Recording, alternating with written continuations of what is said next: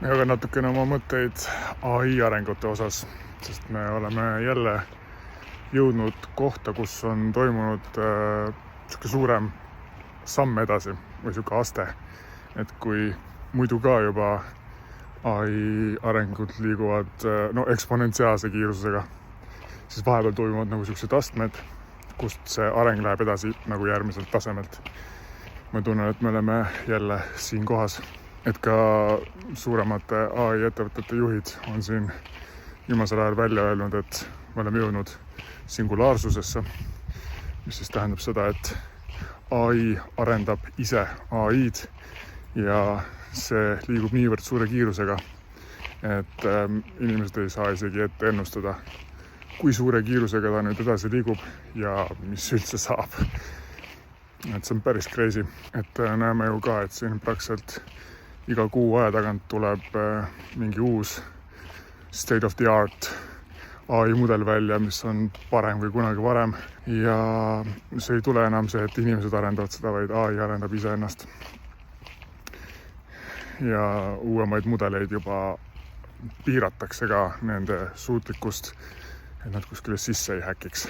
Nüüd aga see järgmine aste, millest ma mainisin, on ChatGPT uus voice mudel, mis tuli siin juulikuus välja ja see on nagu tõesti next level stuff, et esiteks oskab ta eesti keelt ülihästi, nagu ta tõesti räägib nii, nagu eestlane räägiks, kasutab ka siukseid nagu ja naeratusi ja selliseid häälitsusi, mis ei ole otseselt midagi ütlevad, aga ta ütleb neid asju vahele, et see tundubki nagu loomulik vestlus teisega. Ja samamoodi siis, kui on mingisugused vaikushetked, siis ta ei torma kohe neid täitma, vaid saab aru, kui vahepeal ei peagi midagi ütlema. Ja eesti keele transkribeerimisega saab ta ka väga hästi hakkama, et praktiliselt ideaali lähedselt, et kõik, mida talle öelda, ta saab aru. Nüüd aga veel tähtsam on see, et selle voice mudeliga saab juhtida arvutit. Enam ei pea talle isegi ette trükkima, mida ta tegema peab, vaid saab lihtsalt lasta voolata oma mõtetel ja ta tegutseb.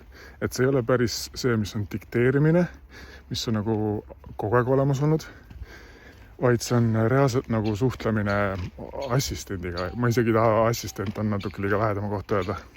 Nagu operatsioonide juht, kes istub su kõrvas, ütleb talle, mida vaja teha on, tema läheb elustab agendi selleks tööks, vahepeal annab märku, mis seis on või kas on vaja mingit muud infot. Samal ajal, kui see agent töötab, saad öelda ühe teise ülesande talle, elustab teise agendi, paneb teise agendi tööle, kes kõik taustal töötavad. Või siis kui on mingid erinevad projektid, erinevad eesmärgid projektidel, küsid ta käest, vaata, mis seis kõikide projektidega on ja ütle, mis järgmiseks tegema peab. Et isegi võib-olla kasulikum ongi talle mitte nii väga käskluse öelda, vaid küsida tema enda arvamust, mida tegema peaks, sest et nende uute mudelite intelligentsus on nagu tõesti, see on nagu superintelligentsus juba. See on kõrgem kui keskmise inimese intelligentsus maal. Ja kui see fakt välja öelda, siis mida see kõik endaga kaasa toob, et kui me oleme juba seal, et inimesed lihtsalt muutuvad sõltuvateks nendest mudelitest, kes siis ei tahaks, kui oleks super tark sõber taskus kogu aeg saadaval, kellega võtad telefoni välja ja räägid temaga ja tuleb plaks vastus. Ma ise kasutan näiteks, kui ma vaatan mingit filmi üksinda, siis mulle alati tekib hästi palju mõtteid pärast filme ja ma tahan nagu veel rohkem tiipi minna, täpselt aru saada, mis selle filmiga taheti teada anda. Võtan selle voice mudeli välja, ütlen, mis film oli, mis mina sellest arvan ja küsin talt mingi küsimuse. Ta teab täpselt, mis filmist jutt on, teeb seal vahepeal taustal researchi, mida teised inimesed on arvanud ja saab mõtteid vahetada ja saab temaga väga tiipi minna. Et see on üks viis, milleks mina teda kasutan. Kui tulles töö juurde tagasi, siis see on päris crazy tegelikult, mis võimalusi nüüd avaneb. Et enam ei pea isegi arvutit taga olema, et tööd teha, vaid desktop äpi saab ühendada oma mobiiliäpiga, paned AirPodsid kõrva, lähed jalutama või päevitama või mis iganes ja see voice on sul kõrvas, saad talle anda käsklusi, ta annab sulle vahepeal teada, kuidas läheb mingite asjadega ja saab tööd teha isegi nii, et ei ole isegi laua ja arvuti taga, nii et see on, ma arvan, et see on täiesti uus viis avaneb siit, kuidas inimesed tulevikus tööd tegema hakkavad. Et enam nüüd piiranguid jääb järjest vähemaks nii nagu rahalises mõttes, et sul ei ole vaja mingit uiputehnikat enam, aga teisalt ka nagu teadmiste mõttes, et kogu maailma teadmised on sul olemas seal nende mudelite sees, et see on crazy. Loomulikult on paljudel inimestel ka palju hirme selle osas ja see on täiesti arusaadav. Kardetakse, et inimesed jäävad lollimaks, osad jäävadki, kui kogu oma mentaalne tegevus AI-le üle anda, et ise ei pea enam üldse midagi mõtlema, et siuke kriitiline mõtlemine võib ikka endale jääma. Teiseks kõik need data centerid, mis ehitatakse. Kolmandaks kõik need häkkimisohud, mis tulevad, et arusaadavalt riske on palju.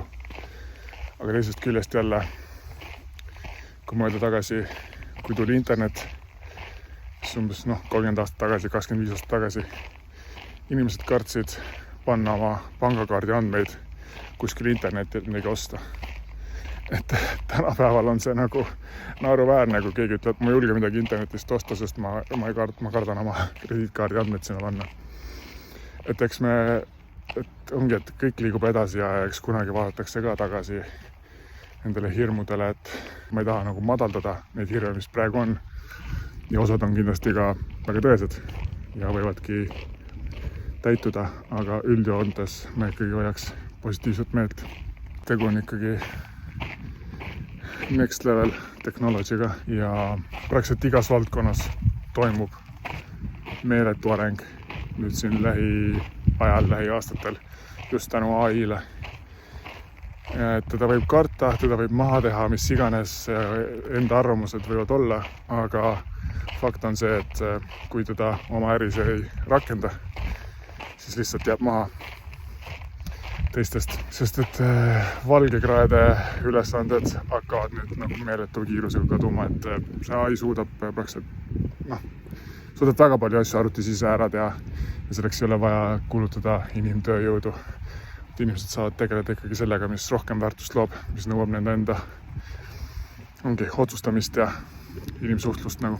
Et võt sellised mõtted praegu minult siin 2026 aasta suvel, kus me AI arengutega oleme. Ma arvan, et see uus voice mudel toob kaasa megaproduktiivsuse kasvu. Aga selleks peab seda kasutama, et sellest aru saada.